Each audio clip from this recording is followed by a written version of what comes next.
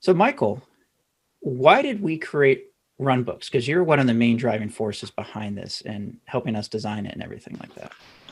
Well, the original inspiration for Runbooks was the fact that we saw that everyone was doing this anyway. We would look at people's Octopus instances and we'd see they might have 50 projects in there, and 10 or 15 of those would be the actual application deployments. And the others were all these sidecar projects that, rather than deploying applications, they were runbooks. They were doing database backups, they were provisioning infrastructure, and we were no different. We did exactly the same internally. And we realized that even though everyone was doing this, it didn't quite fit. When you're using a deployment process to model these automation tasks, when you're talking about creating releases and progressing through life cycles, and even the terminology deploying, it didn't quite fit. But we realized that Octopus was in the perfect place to model these runbooks because it already had access to the machines. It already understands the applications that have been deployed. It understands the variables. It has the auditing. It has the history. It just felt like such a natural fit. Yeah, and I'll be the first to admit I was one of the people who was also abusing run deployments in a non-deployment way, just internally in my own house, because I was using Octopus Deploy to do database backups, to do file backups to say Azure File Storage, and then backup from my workstation onto my NAS. Our All these. development teams were using it to provision infrastructure for feature branch environments. Yeah. Absolutely. And I ended up in a situation where I think I had a release that I was creating a new release each time to do my backups. And at one point, I think I had something like 3,000 releases, or I'm like, oh, I need to set some retention policies. So I'm running this every hour on the hour. And we realized that to build them was even quite a nice process, because a lot of it was actually just taking a few of the restrictions that the deployment process has put in place away. So the whole idea of progressing through a life cycle, that doesn't apply so much, and the release creation mechanism. So we thought of Runbooks a little bit almost like stripped down deployment processes. Yeah, absolutely. And Derek, if you wouldn't mind sharing my screen, I have a Runbook ready to go. Yeah, so here we go. So this is a Runbook that we have out on our samples instance. And what it's doing is it is spinning up an AWS Windows worker. And it looks exactly like a regular deployment. It has a series of steps. You have, now I want to notify some teams. I want to create an AWS Windows worker, do a few bits and pieces. And I get all of that kind of that built-in functionality already that we already have with a deployment process, but it's not really a deployment. I'm not like deploying software anywhere. I'm just spinning up some infrastructure in this case. Now this was, we first released this, I was looking at our history log this morning. We released this earlier this year in 2019, looks like 2019.12. But I remember, Michael, if I don't remember about exactly a year ago, we were showing this off at AWS reInvent as an early access preview for a lot of people. Wow, that feels like a long time ago, doesn't it? Yeah. That's right. It's exactly that time of year.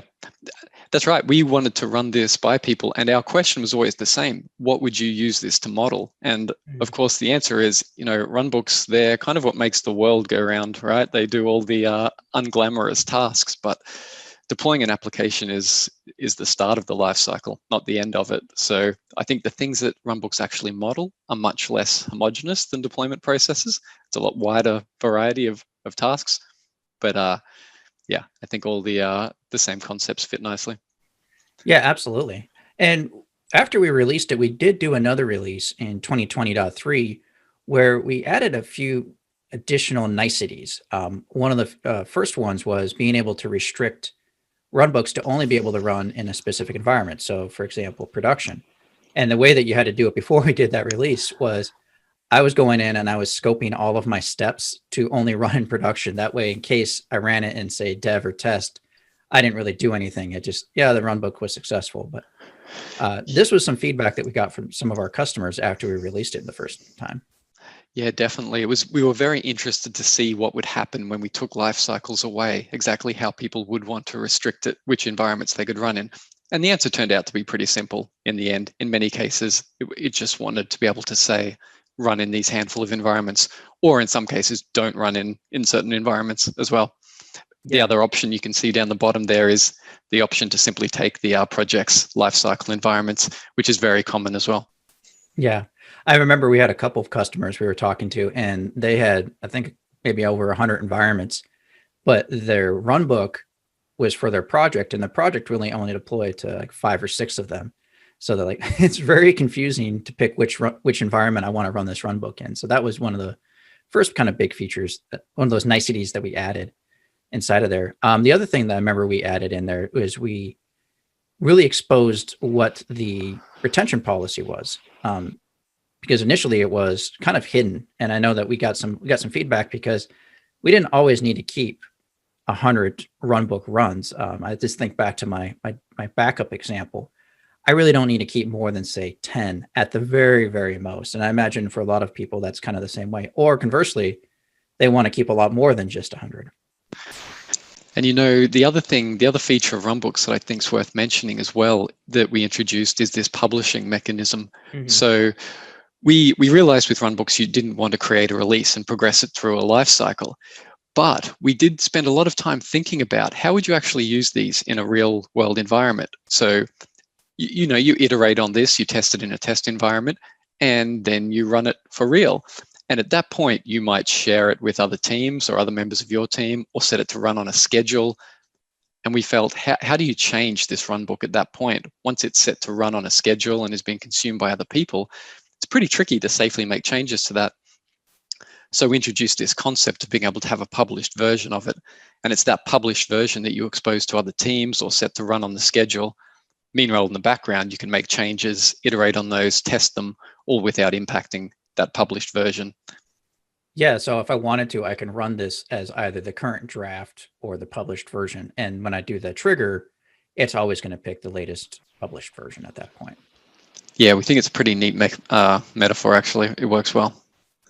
So what is the difference between, say, publishing a runbook and creating a release in terms of like some of the back end stuff that we do?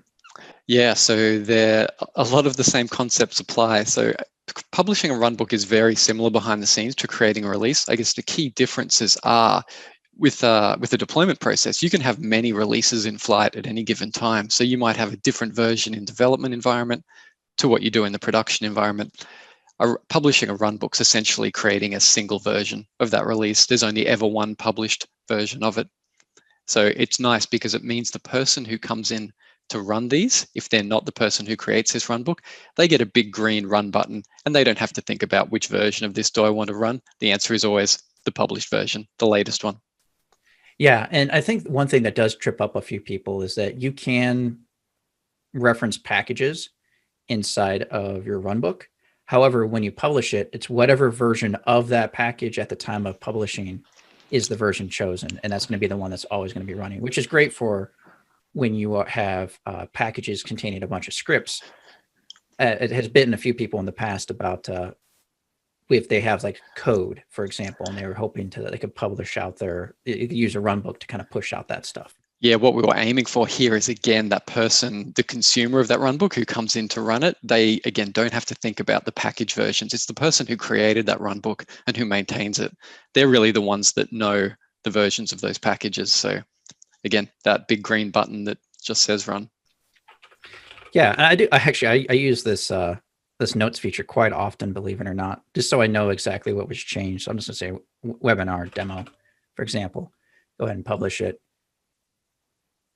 And what I kind of like about this is when I select it to run, it'll even show me, the notes. So if there's anything in particular that you need to know about, I use it mostly kind of internally to kind of keep track of the changes that I made. But if there's anything special that you really need to know, so if you had prompted variables or anything like that, that's where those notes can kind of come in handy, so to speak. Cool. And it's been pretty cool to see the things that people have used these for since we've shipped the feature as well. I mean, there was the things that we predicted. So database backups, picking up log files. This was exactly what we expected, but there was some other cool scenarios as well, like renewing certificates was something that we've seen, which is pretty neat. Provisioning infrastructure is to be expected as well. I know Derek did a presentation recently on using Runbooks and Chalkly together to provision developer workstations, which is a really nice fit, and we definitely use that a bit internally as well. Yeah, I actually abuse it myself. I created a Runbook to spin up infrastructure locally because I'm running a hypervisor. And so if I wanted to, I could say, hey, I want to go to production, and I can give it, how much memory, how many processors I want to give it, do I want to do additional things within that VM after I create it?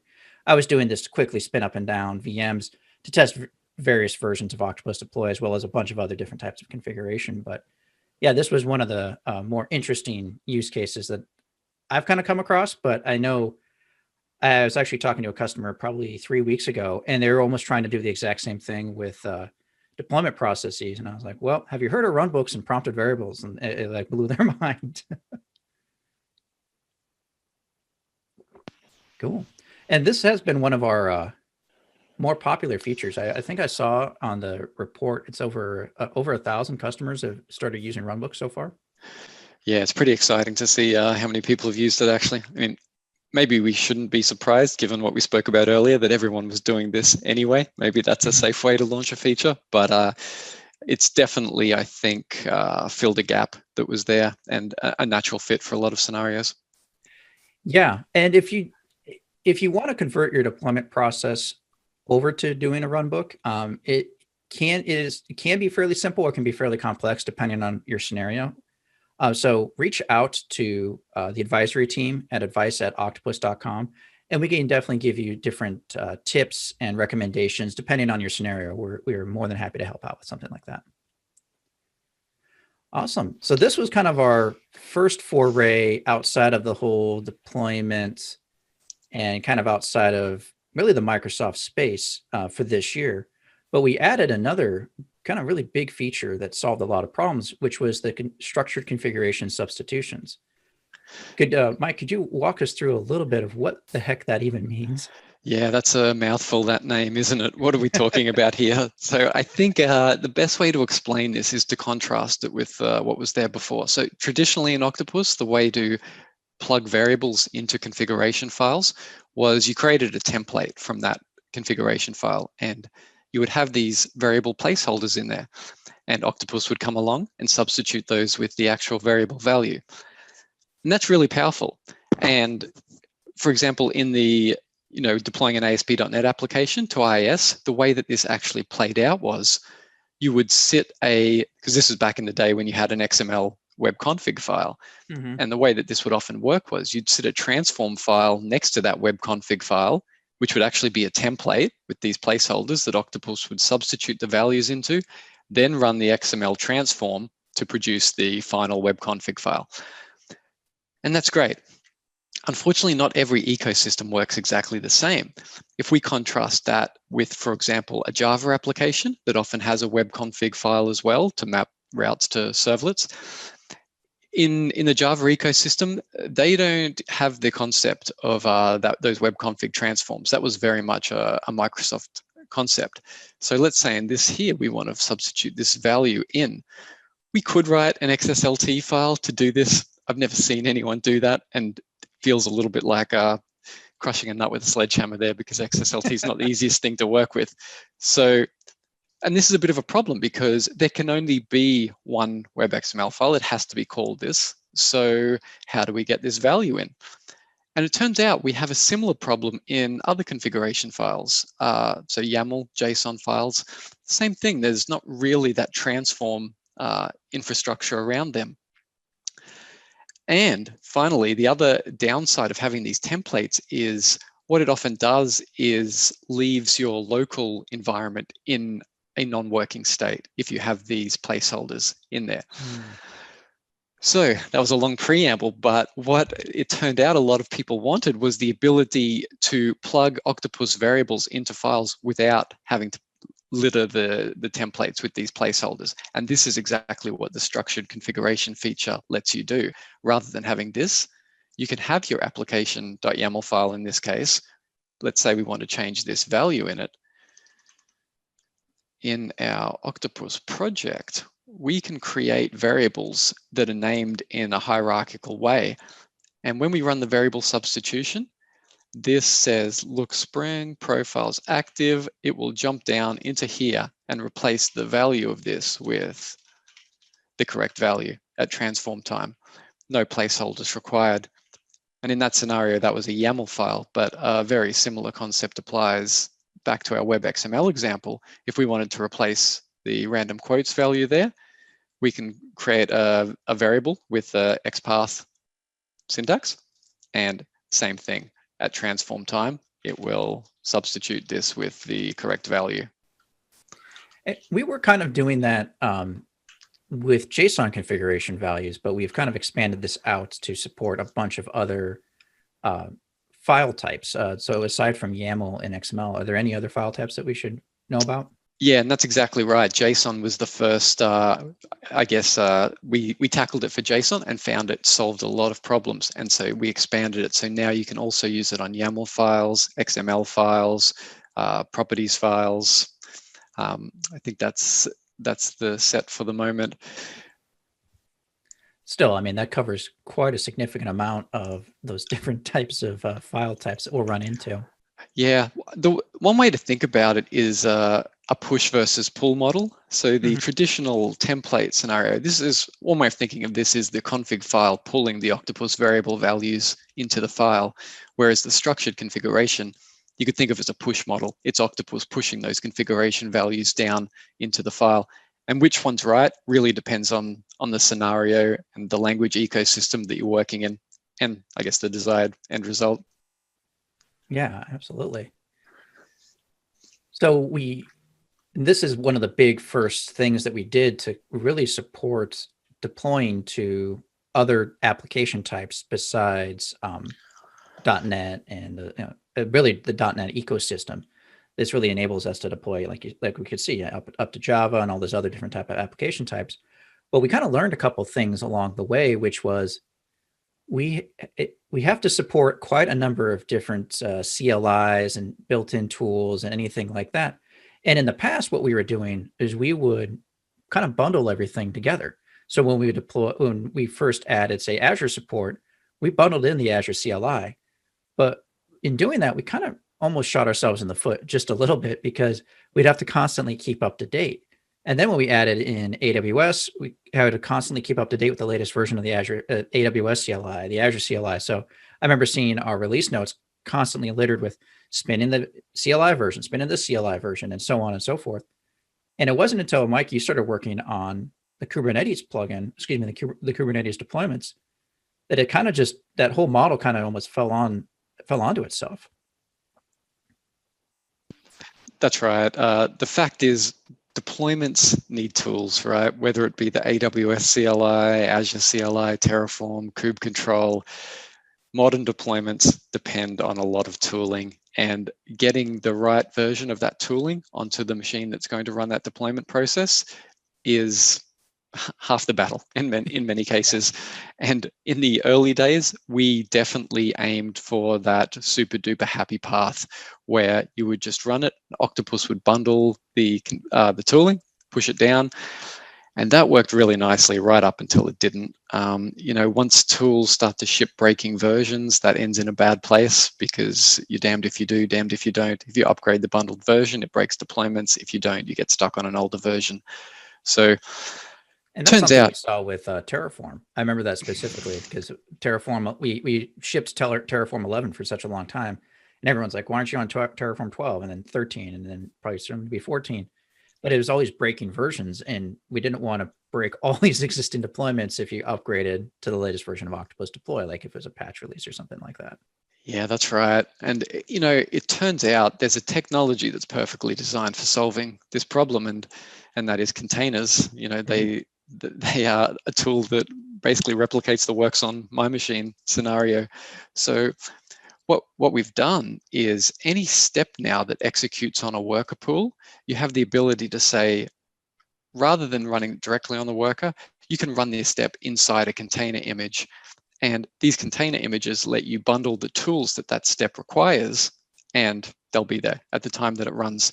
They don't have to be bundled with the Octopus server. They don't have to be installed directly on the worker. It's it hopefully is the best of all worlds.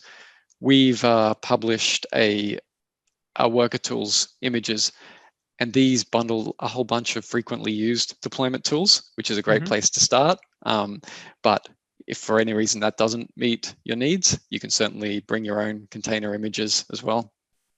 What would be the best way to kind of put together your own execution container image? Would it just be looking at our Docker file or our Docker files to kind of get started, or are there any other tips? I would certainly suggest having a look at these worker tool images are on Docker Hub, and that would definitely be the place I would start. One caveat today is that the Octopus deployment utility, we call it Calamari, the thing that actually runs the deployments, it is a .NET application, which means that there are a few prereqs that need to be installed in those container images. And the consequence of that is you can't necessarily just grab any image off the shelf from Docker Hub and it works. So for example, if you wanted to grab HashiCorp's Terraform image, that's not going to work out of the box, unfortunately. You have to base it on the right image to start with. That's just a caveat at the moment. And one thing I really like about that as I'm looking at it is you're tagging a very specific version of that image. And so you're not running into this whole weird sort of scenario where you have to install all these tools side by side. Like I just think back to, again, my old .NET days. It would say .NET 4.7 was released and everyone was running .NET 4.5.2. Yeah, you could upgrade and it should work, probably should work. But there's always that one little risk where there's some sort of hyper-specific scenario, some sort of code path that it just didn't work quite right, or there's some sort of weird bug or something like that. Yeah, that's right. A key change with this is that tag is defined as part of the deployment process. So the person who maintains or edits the deployment process is the one that sets the version effectively of that tooling container. And that feels like a much more natural fit than bundling the tools in packages, zip files, for example, that are contained with the deployment process where the versions are snapshotted at release creation time. Because the person creating the release, they don't necessarily care about the particular version of tooling. They care about the versions of the applications that are being deployed. This is an edit time concern. And most of the time, it's the build server that's creating the release, so it really doesn't care. Like it's like, just tell me what I need to do. Absolutely, that's right. And so this works on Windows and Linux machines, and it means rather than having a huge menagerie of dependencies that have to be installed on those workers, you now have effectively one, which is Docker. Yeah, absolutely. Now, I noticed that we're running Ubuntu, and there's also a Windows image as well. So can we run Linux-based workers now, especially on Octopus Cloud? Yeah, so as part of this as well, that's exactly right. So when you create, this is an Octopus hosted cloud instance here. So when we add a new worker pool now, we've also added the ability to specify Ubuntu or Windows images.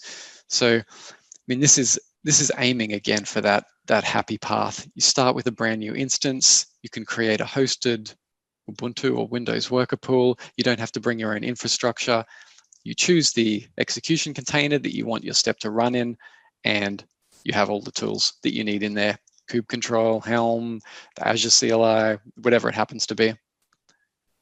Yeah, that was one of the features that I remember we added in there, that the hosted dynamic workers, because when we did Octopus Cloud V2, or the latest version of Octopus Cloud, we're running everything in Kubernetes, basically massive Kubernetes cluster. So your Octopus Cloud instance that you have right there, that's running as a container in a Kubernetes cluster. However, people still needed Windows. They still needed regular PowerShell. They still needed regular .NET. And running a Windows container is in Kubernetes can work if you have a lot of time and patience.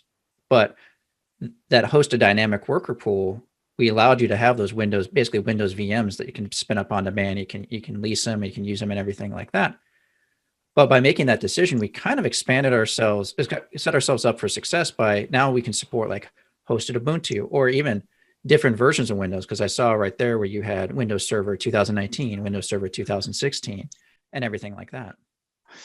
Yeah, while we were building the Octopus Cloud, the hosted platform, there was a really happy little confluence of factors, I guess, that all reinforced each other. So, we had to rewrite Octopus itself in .NET Core to be able to run. We decided to host it inside Linux containers. So that had a whole lot of side benefits. We got to drink our own champagne and use the Kubernetes functionality built into Octopus to deploy all of this. And all these nice little side benefits fell out, like things like execution containers. And we also have just released Octopus itself hosted inside a Linux Docker container. You can now download this and host it on your own infrastructure as well, which again, a happy side effect of the work that we did for the hosted platform. Yeah, I think that's really cool. I will say, if you're going to do that, if you're going to host Octopus in a Linux container, definitely set up a Windows worker pool so you can still get a lot of the Windows functionality if you are deploying to Windows or you need to run like regular PowerShell or anything along those lines. Awesome. So this whole kind of foray into Kubernetes and to Docker, it's really increasing our deployment target support and how you use Octopus Deploy. But we are also really expanding on our build server integration, because kind of one of our big things was we really don't care where the packages come from. It could come from TeamCity, Azure DevOps, Jenkins. Those were kind of our big three that we had always focused on. But we've kind of expanded that footprint quite significantly in this past year. It's been a big year for build server integrations, hasn't it? Yeah. I think we started out with, was it Circle CI? But then we started adding in Jenkins pipeline. We have support for GitHub Actions as well. Bitbucket pipelines. Oh yeah, and GitLab as well.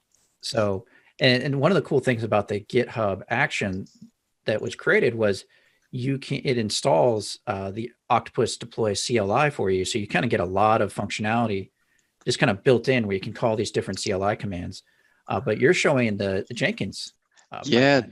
This is the Jenkins pipeline support. So you can see now Jenkins uses a config as code. So you can see it as text here. And in the deploy stage of this, we now have running Octopack to package up the application and push it to the Octopus server. And you'll see down here, we're creating the Octopus release and deploying it. And, Jenkins is the undisputed king of build servers. It's definitely got the largest market share. So it's great to see first-class support like this. Yeah, absolutely. And one really cool thing about this is you're storing basically your whole build cycle or your build process inside of source control. So you can branch it and you can, do your whole pull requests and everything like that. I kind of want to talk a little bit about how can we do that with our deployment process now. And when we do that, I'm going to highlight another really cool feature that we added shortly in the new year at the same time. Yeah, the Jenkins pipeline support's a nice segue into that, isn't it? Yeah, it definitely is. So let me pull up my screen. So let's talk a little bit about config as code. But before we do that, I want to highlight a feature that we added, which was the dark theme, which it seems like one of those little things that, I guess now we have dark mode, but we should have opened with this feature, shouldn't we? This is my favorite of the year. Yeah. Well, I love the feedback that we've gotten, because it has ranged from I love it to it's too blue to it's not dark enough to I don't care. Yeah, I definitely reinforced the lesson that it's a bit of a funny story. When we ship new features, we often ask for feedback on them via feedback forms or whatever, and we usually get a small amount of very focused, very useful feedback. Then you go and make a UI change like dark mode, and the feedback is of much higher magnitude or volume. Nothing gets people's opinions polarized like a UI change. I know you love this blue feature because it matches your default IDE so much. Yeah, that's right. I used the solarized dark scheme in my IDE and it just matches seamlessly. So I'm definitely a fan. I've seen your IDE. It's like black on black text. And I don't got time to read. Well, let's move on a little bit to the config as code feature. So this is an early access preview that I have up. This is a 20.6.ci release. So we're working on this, and it's hidden behind a feature flag. And what you do is when you enable that feature flag, version controlled EAP is going to appear in your settings, and then you'll have the ability to kind of come in and you can specify your Git repository, how you're going to authenticate. And so this is just whatever Git repository you want. It doesn't have to be GitHub. I just pick GitHub. And then you give it the default branch name. Now, when you do this, what kind of happens when I enable this for the very first time? So when you link a project to a Git repository like this, what happens is that project, rather than being persisted to the database as it would previously have been, it gets persisted into that Git repo. So this is the deployment process. It will eventually be the variables, runbooks as well, and some of the settings for the project. Yeah, so we created this .octopus file. So I have this simple little hello world Git repo. But we created this .octopus folder, and then inside of there we have deployment process.ocl, which this then stores all of our steps. Inside of we actually decided to use HCL at this point. Yeah, that's right. I think we, this config as code in Octopus has been the #1 requested feature for a few years now, and over those years, we've talked to a lot of people, and one of the questions we always ask is, what language would you like to see us persisted in? And of course, the answer is everybody hates all of them. So we chose, I guess, made a personal call, and the one we liked the most was based on HCL. Having said that, we've implemented our own serializer and parser from this. So even though we started out based on HCL, there's nothing actually tying us to that implementation. They may very well diverge in the future. Yeah, absolutely. But the nice thing about this is the process itself. A couple really, I think it's some really cool features. So I'm going to go, and we support branching, which I thought was really cool. So the file that we were looking at earlier, that was just on the main branch. And as you can see, I only had one step. But in my other branch, my webinar branch, aptly named, I have 2 steps, which I think is one of the really cool pieces of functionality. You can switch back and forth between your branches like that. Yeah, Git, branching is Git's superpower, right? And we decided pretty early on with this feature that we wanted to leverage it as much as possible. So we definitely were keen to expose branches as a first-class concept in the Octopus UI. For me personally, more than anything else with the config as code feature, the one superpower that I'm pretty excited about is the ability to, similar to what we were talking about with publishing for Runbooks earlier, the ability to, if I need to make a change, switch to a new branch, make the change there, create a release from that branch, test it in a test environment, iterate on it, all without impacting the mainline deployment process, and then merging that when you're happy that it's stable is such a neat workflow. Yeah, I think back to some of the projects that I've worked on in the past where we were, say, working on the current version was version 2 or 2.1. That was what was in production, and it had a very specific deployment process. However, we made some decisions and we wanted to re-architect a few things, split out a few applications, all that other stuff. And so version 3 was the deployment process had some additional steps. It also removed a few other steps. So it was completely separate from, completely different from one another. And the way that I kind of did it in the past was I had to clone the entire project, and that wasn't a very positive experience. Or I had to set up I had to set up channels and all this other stuff. No, we actually see people create entirely separate Octopus instances to model that workflow, making changes in a development sandbox and then migrating them across to the production instance. We're hopeful that this branching support with config as code actually removes the need to do that in some cases. Yeah. You can come in here and you can make a change. If you just hit commit, it's just going to make a default commit message, or you can come in and click the splats, the ellipses, whatever you want to call them, and you can enter in a full-on commit message. Yeah, there's in deciding whether or not to support the commit messages or whether to just let it save, we realized there was very much 2 different types of changes. There was the one where you've come in, you just want to make a single surgical change to that deployment process. You probably want to write a nice, meaningful commit message. And then there's a scenario where it's about your 400th iteration on trying to get it working in the development environment. At that point, you're probably not entering meaningful commit messages anymore. So in that case, we just get out of the way. Yeah. And you can come in here now and you can do a standard pull request process, a webinar branch. It shows that everything that's changed, all that other good stuff. Yeah, the idea of having the deployment process changes in a pull request alongside the application code changes, even alongside the build script, the Jenkins pipeline file, if applicable, all that in the one place is pretty neat. And one of the things I really like is when I create the release, I can choose.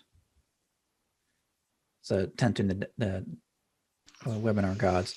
So I'm going to pick, before I could pick a different channel, which was fine, but now I can also pick a different branch. I can do the main branch or I can do the webinar branch. It's really up to me on what I want to do.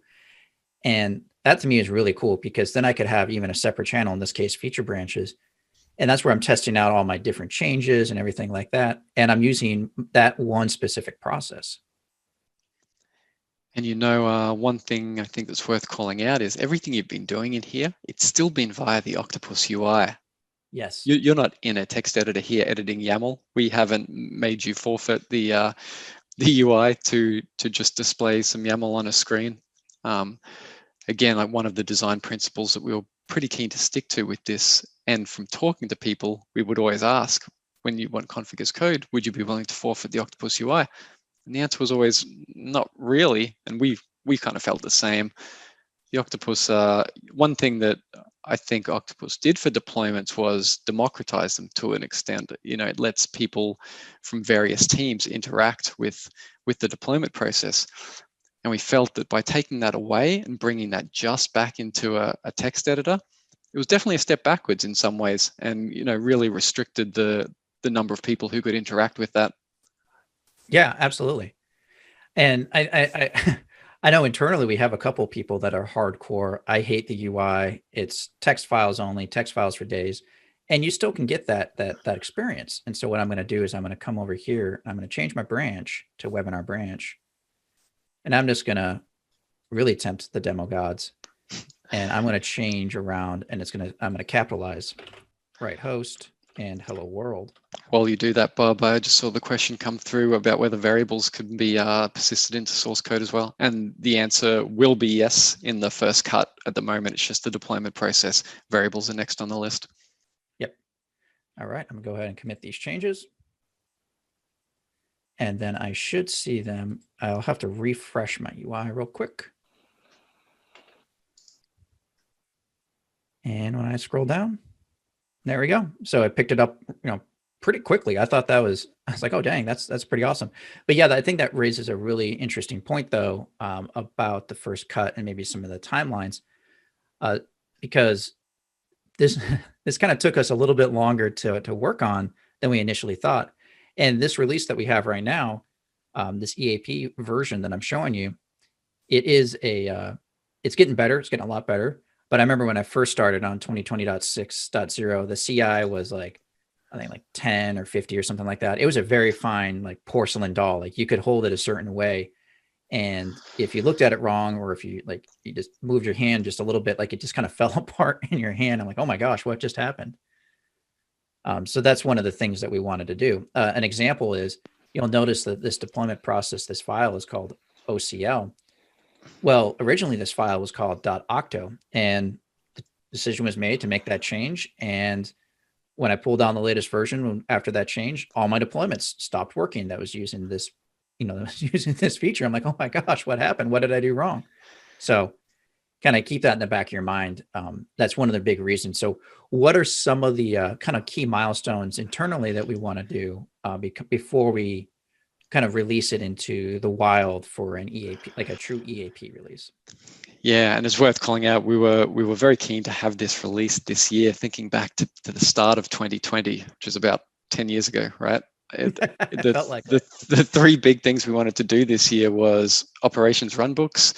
We wanted to really focus on that kind of Java Linux story, and the third part was config as code. And I think we kind of stuck to the plan, but config as code, we just haven't quite got there for the final release. Getting back to your question, so like most of the things we build, we're pretty keen consumers of them internally as well. So with this one, we want to drink our own champagne a little bit and make sure that we're 100% happy with it, I guess, and that it's stable internally. And then we will roll it out as an early access feature behind a feature flag initially to get feedback as well before eventually making it generally available. Yeah, absolutely. I mean, it makes a lot of sense.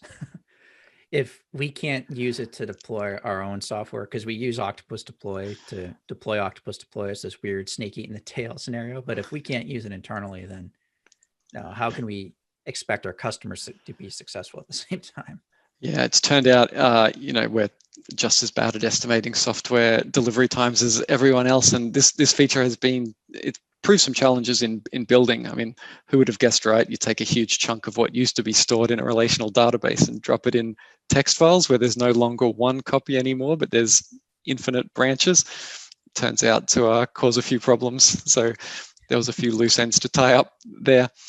We've definitely got a new respect for foreign keys and indexes in databases as well. Absolutely. So one of the things that we talked about was that a lot of stuff inside of this project, so the deployment process, the variables, and at some point the runbooks, they will be stored inside of source control, inside of that project, inside of this project folder. What about the things that are not really related to projects? So say the infrastructure, deployment targets, environments, or library. Is that really where that Terraform provider that I know that like John and Michael have been working on, is that really the kind of like where we see that working? Yeah, you're asking questions now. It's getting fuzzier in the roadmap timeline, but I think you'll definitely see other things in Octopus be version controlled as well. Library variable sets are an obvious candidate. Step templates are an obvious candidate. Things like infrastructure, probably not so much. I think that's much more about that provisioning scenario that you talked about. Provisioning those, either scripting against the API or a Terraform provider, probably makes more sense there. But who knows? I think this Git will act as a bit of a gravity well, and things will get pulled into the project as a result of this, so that they can be persisted to source control as well.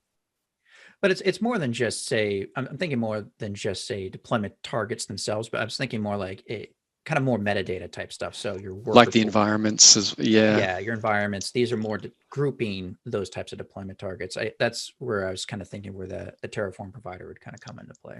Yeah, and who knows? These might even end up being persisted via the Git source control as well at some point. Yep. Awesome. Yeah. Is there? I know we've kind of talked about this quite a bit, but is there anything else that we wanted to point out that I missed during this demo? What about the Streamlined process editor? That's one of my favorite updates for this year. Oh yeah, that's a really good point.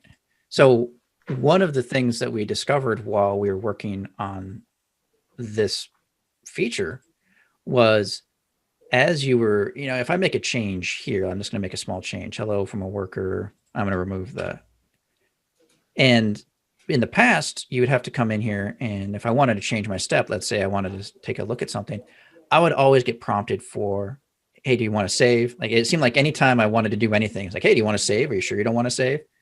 And that didn't really lend itself too great to a Git experience, because I could just see your Git log being flooded with all of these different commit messages and everything like that. So we made the decision to come in and allow you to make changes and you not have to save as you're going between. And I can even reorder these steps. Done. And then I can do a final commit. And this is more than just a Git only feature. This is something that we rolled out to everyone. So it doesn't matter if you're saving to Git or if you're saving to the database, you kind of get that whole thing.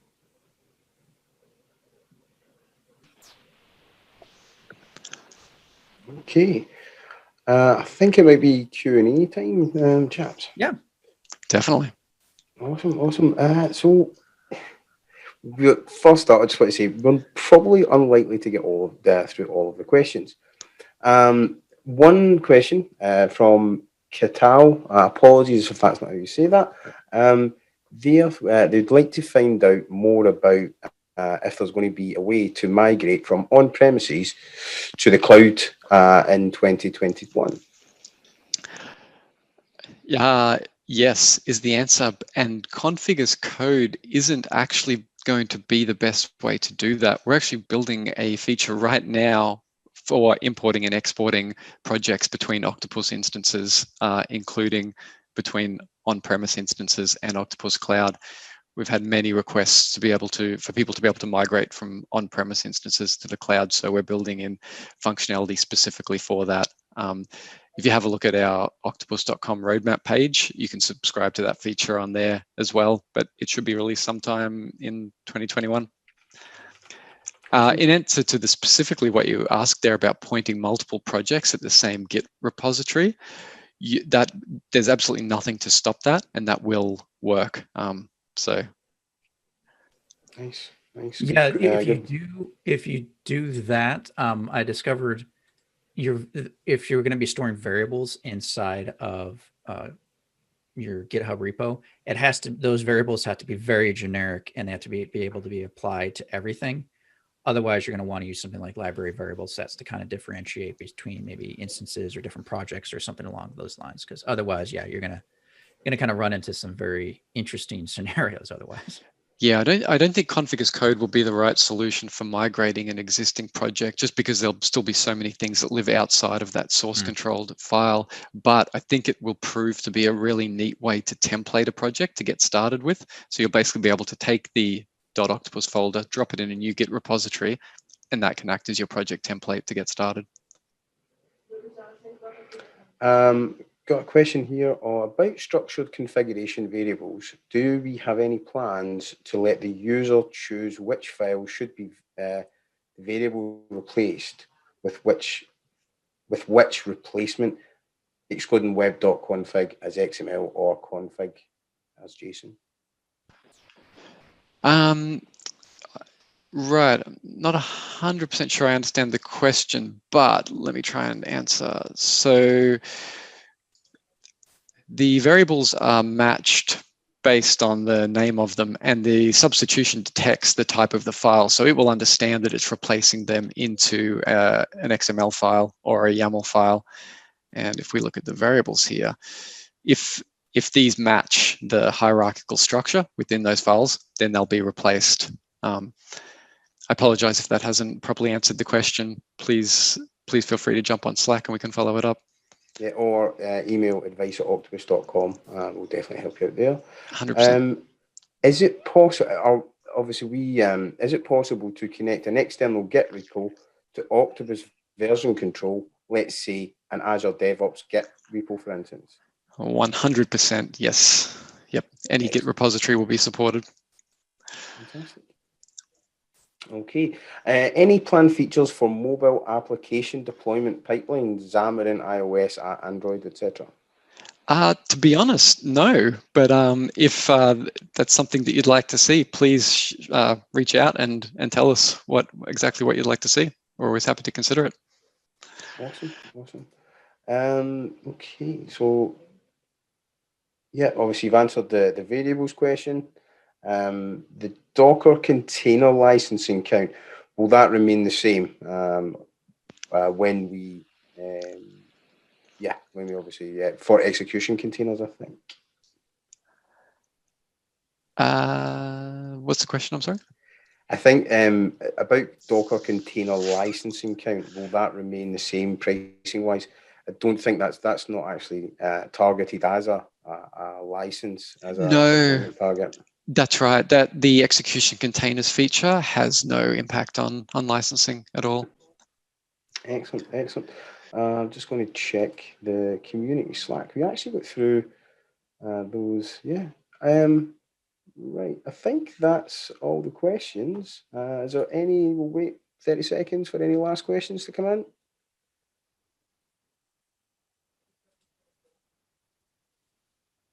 Okay.